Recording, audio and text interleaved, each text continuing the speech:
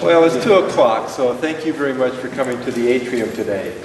We're going to have Linda Daniels and Janet Naylor, and they're being joined today by Jody St. Clair. Share some Celtic music. Let's give them a nice welcome.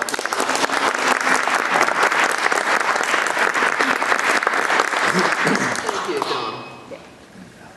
I don't know how many years Tom has been doing this, but every year for a long, long time there's been a free concert at the atrium on Saturday afternoons, and we've been very pleased to be part of that a number of times. There are a couple of people here who have been guests with us before, James and Sheila, and we are very pleased to have Jody playing with us today. She and I have been doing twin fiddle stuff for a while, and one day we decided, this is sounding pretty good, let's put it out there. So that's what we're going to do in a program of mostly Irish music, because you know what time of year it is. Okay. Ready?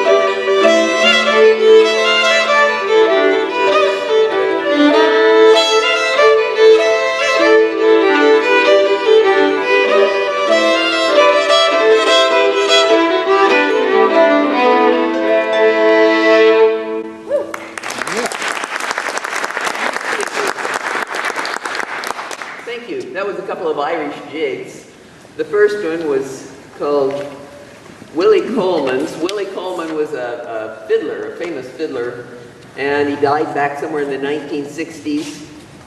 That tune was credited to him, and in fact, the first few notes of it were engraved on his headstone. And at the funeral, another well-known fiddler of the time was heard to whisper to yet another well-known fiddler of the time, "I really wrote it." Who knows? We still call it Willie Coleman's.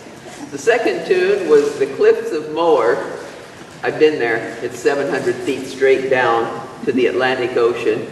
You crawl up on your belly if you really want to look over the edge, because it's also very windy there. It's the Cliffs of Insanity from Princess Bride. Right. Ah. Could be.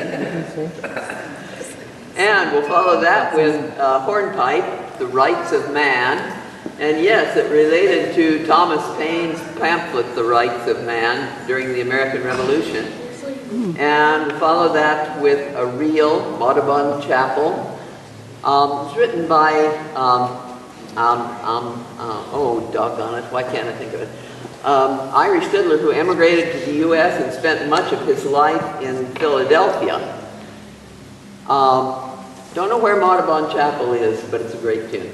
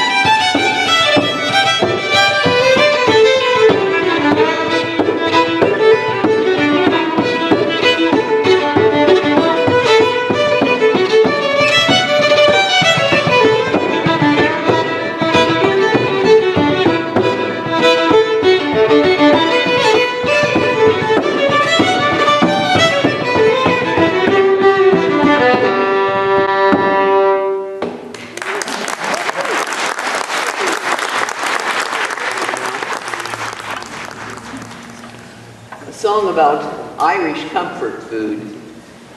A dish called colcannon, a lot of mashed potatoes and cabbage and butter and as much cream as you can manage to include. It's called the Little Skillet Pot.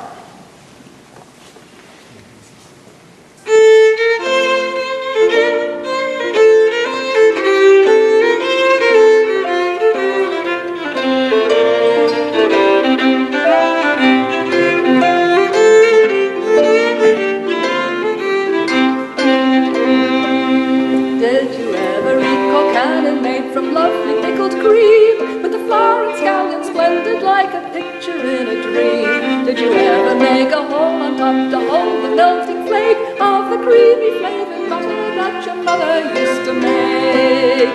Yes, you did, so did he, and so did I. And the more I think about it, sure, the nearer I'm to cry. Oh, wasn't it the happy days when troubles we had not, and our mother's great cold cannon in the little skillet pot?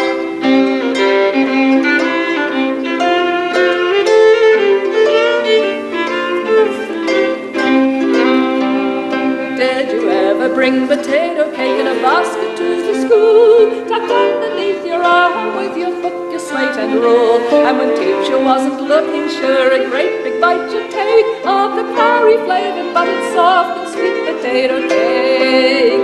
Yes, you did, so did he, and so did I. And the more I think about it, sure, the nearer I'm to cry. Oh, wasn't it the happy days when troubles we had not, and our mother's great cold cannon in the little skillet pot? Did you ever go a-courting as the evening sun went down, and the moon began a-peeping from behind the hill a-down, as you wandered down the moor and where no leprechaun was seen, and you whispered loving phrases to your little fair Colleen? Yes, you did, so did he, and so did I. And the more I think about it, sure, the nearer I'm to cry. Oh, wasn't it the happy days when troubles we had not, and our mother's great cold cannon in the little skillet pot?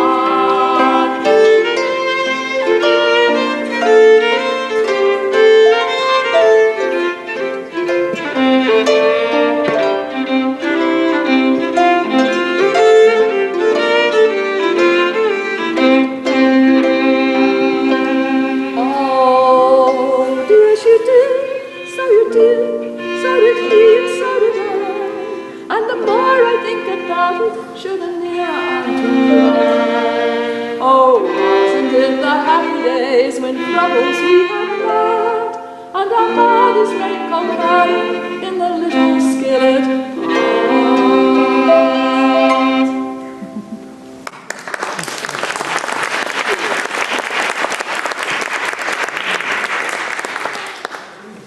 Tune that we do with just two fiddles because it's a terribly inconvenient key for harp, and well, gee, it's an excuse to do something in a form that we like anyway, which is just fiddles by themselves once in a while. It's called Enrichez-vous. Sounds French, doesn't it? Mm-hmm. It's by Edith Ferrar. She's a Seattle fiddler, contemporary. She is still with us. And somebody once told her in real French, Enrichez-vous doesn't mean anything. And she said, it means something to me.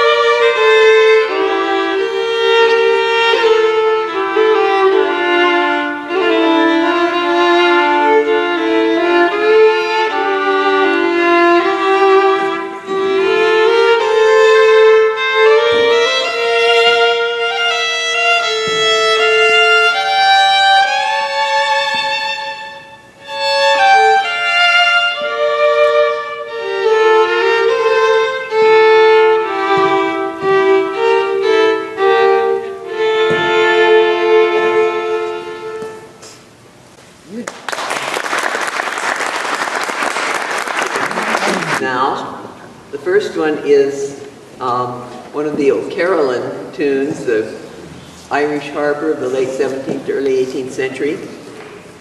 And as I recall, Carrickfergus is a song tune, isn't it? Yeah, there's a song to it. Irish, I forget who wrote the original ones. Sheila, do you remember? No. No. It's just I can't pull it to mind right at this moment. Yeah. Just know the lyrics. Things like who wrote it, those kinds of things are the kinds of information that tend to get lost in traditional music.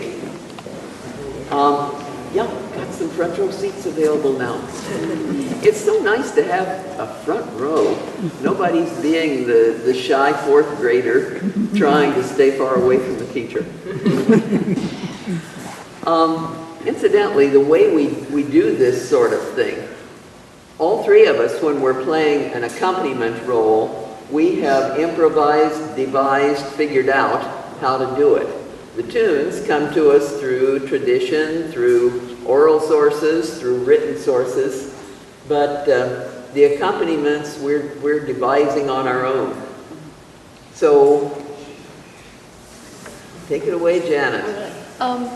Turlough O'Carolan was one of the last of the great Irish harpers, and he came from an oral tradition. The Celtic people, except for the monks writing religious things down, they tended not to write down. They valued their people with great memories. So the tunes were handed down, and they were not written down till well after his lifetime, and just the melodies. So this is one of those, and we're lucky to have what we do of his work.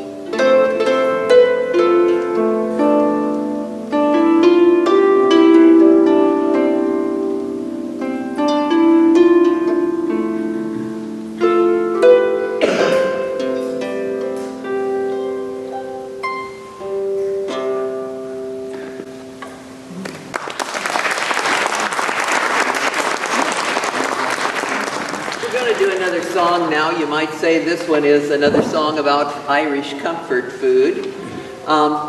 It's about making poutine, the Irish equivalent of white lightning. And it's the instructions.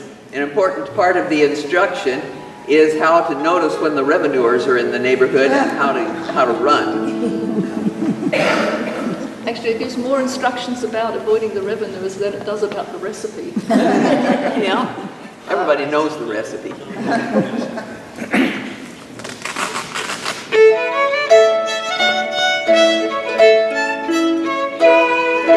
Keep your eyes well peeled today, the excise men are on their way, searching for the mountain tay in the hills of Connemara. Gather up the pots and the old tin cans, the mash, the corn, the barley and the bran. Run like the devil from the excise man, keep the smoke from rising by.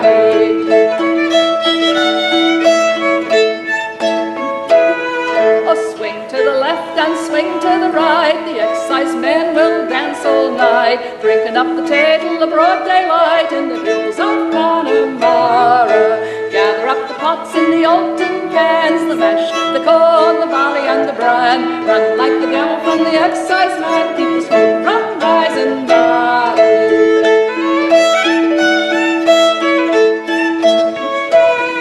A gallon for the butcher, a quart for John, and a bottle for poor old Father Tom, just to help the poor old dear along in the hills of Connemara. Gather up the pots and the old tin cans, the mash, the corn, the barley and the bran. Run like the devil from the excise man, keep the smoke from rising by.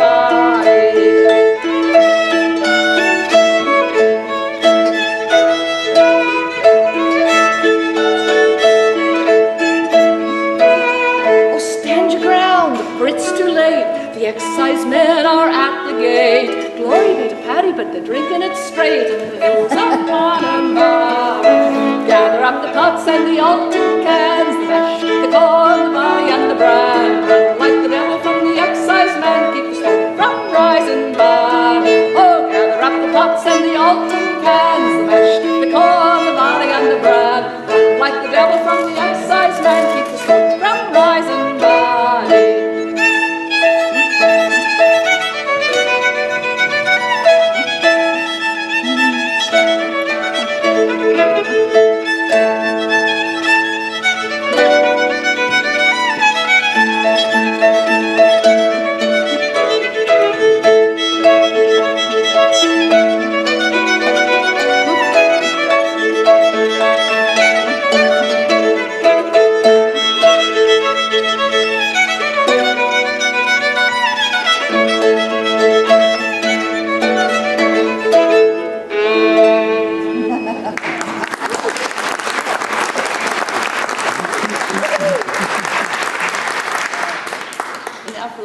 Of the poachine or the tay, depending on what the mountain tay, whatever you call it in your neighbourhood.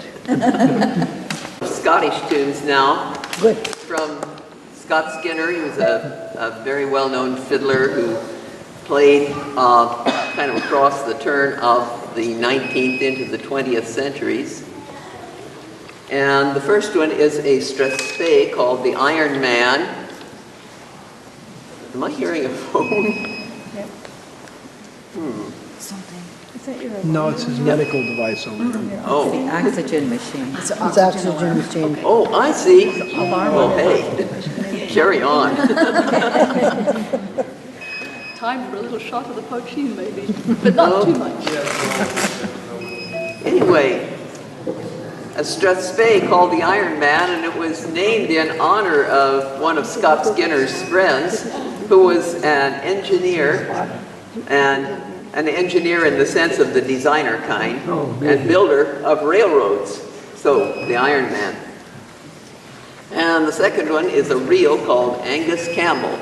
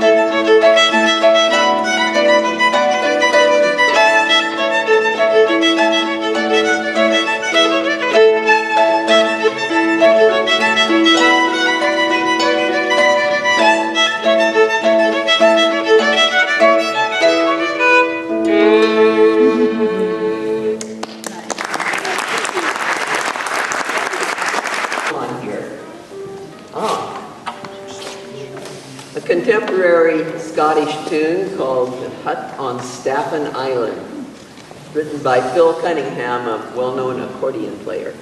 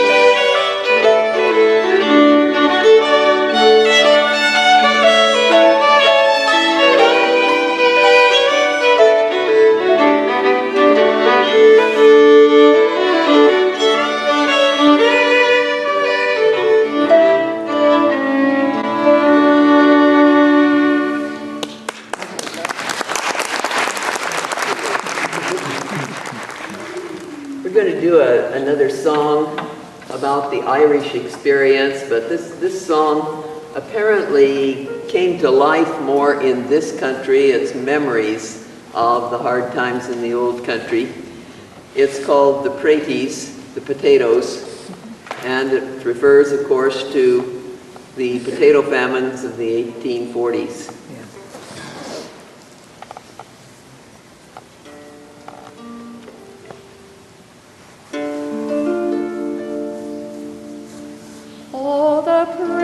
They grow small over here, over here. All the praties, they grow small over here. All the praties, they grow small, and we dig them in the fall, and we eat them coats and all over here, over here. Oh, I wish that we were geese, night and morn, night and morn. Oh, I wish that we were geese, night and morn. Oh, I wish that we were geese and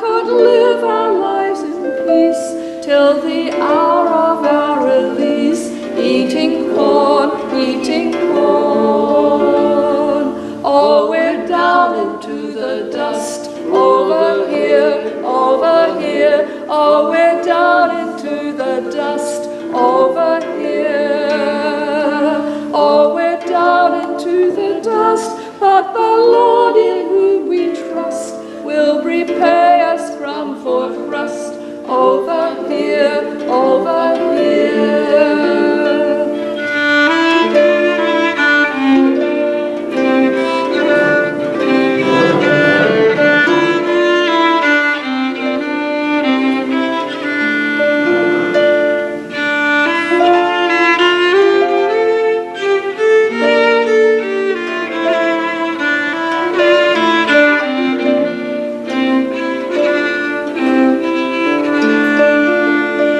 All the praties, they grow small. Over here, over here. All the praties, they grow small. Over here. All the praties, they grow small. And we dig them in the fall. And we eat them coats and all. Over here, over here.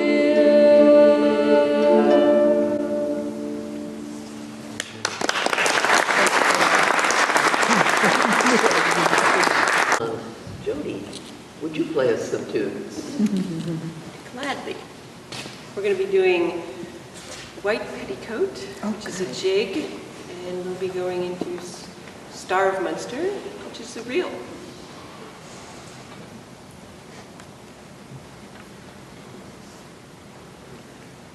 Thank you.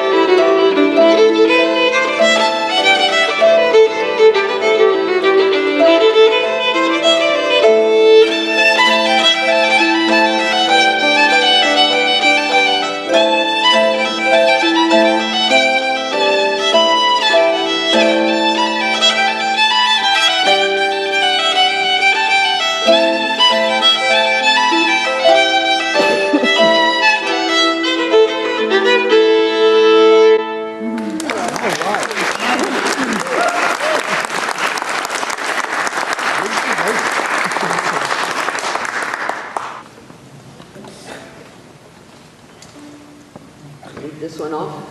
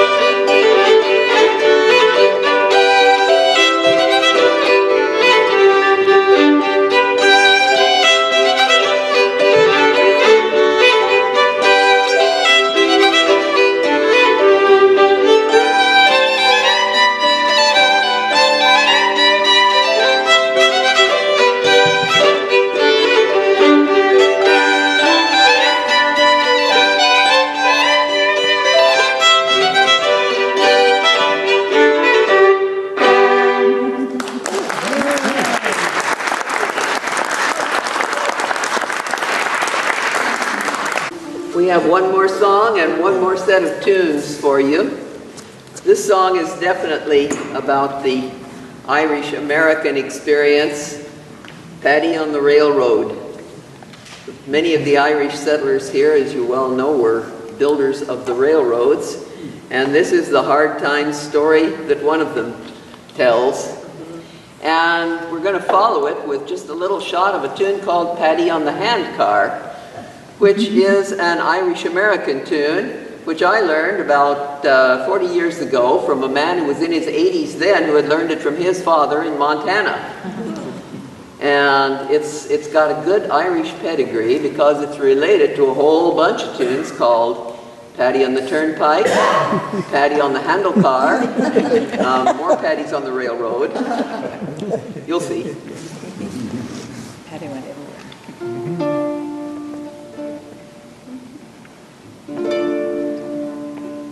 In 1841 I put my corduroy breeches on,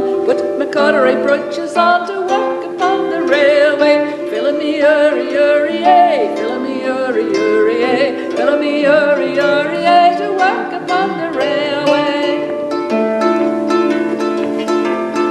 In 1842 I left the old well for the new, bad cess to the luck that brought me through, to walk upon the railway, filling me uri-uri-ay, filling me uri-uri-ay, filling me uri-uri-ay, to walk upon the railway. In 1843, 'twas then I met sweet Biddy McGee. 'Tis an elegant wife she's been to me while working on the railway. Filling me uri-uri-ay, filling me uri-uri-ay, filling me uri-uri-ay to work upon the railway. In 1844, my back was getting mighty sore, my back was getting mighty sore while working on the railway. Filling me uri-uri-ay, filling me uri-uri-ay, filling me uri-uri-ay to work upon the railway. In 1845, I found myself more dead than alive, found myself more dead than alive while working on the railway. Filling me uri-uri-ay, filling me uri-uri-ay, filling me uri-uri-ay to work upon the railway. It's packed do this and packed do that without a stocking or cravat and nothing but an old straw hat while working on the railway. Filling me uri-uri-ay, filling me uri-uri-ay, filling me uri-uri-ay to work upon the railway. In 1847, sweet Biddy McGee, she went to heaven. If she left one child, she left 11 to work upon the railway. Filling me uri-uri-ay, filling me uri-uri-ay, filling me uri-uri-ay to work upon the railway. In 1848, I learned to drink my whiskey straight. 'Tis an elegant drink that can't be bait while working on the railway. Filling me uri-uri-ay, filling me uri-uri-ay, filling me uri-uri-ay to work upon the railway. Oh, filling me uri-uri-ay, filling me uri-uri-ay, filling me uri-uri-ay to work upon the railway.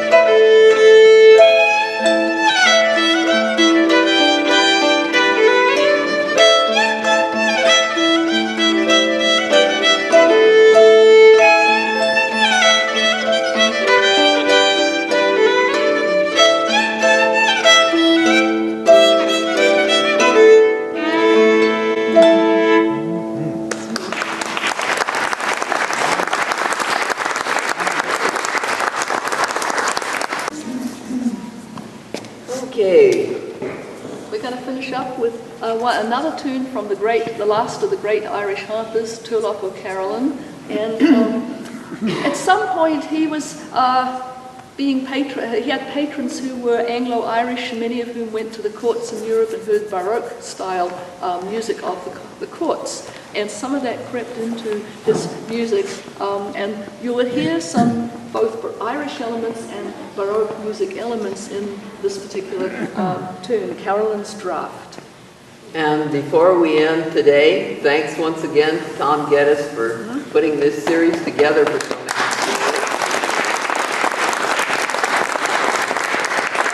It is, as always, a great pleasure to play with Janet, and a very special pleasure to have Jody join us today. Another thing, if you're not already on the Atrium Chamber Music series, please talk to Tom Geddes in the back, and he'll get on the email list. It's well worth it. Thank you, Janet.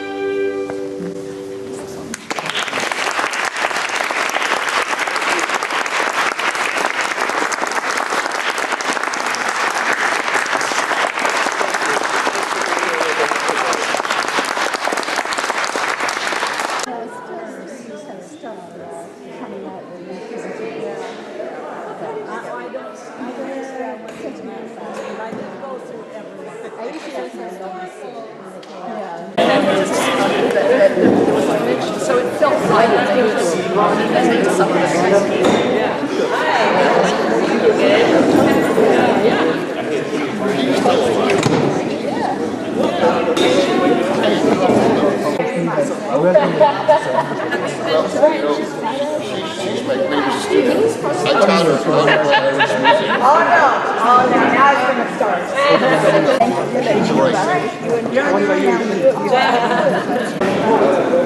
Feel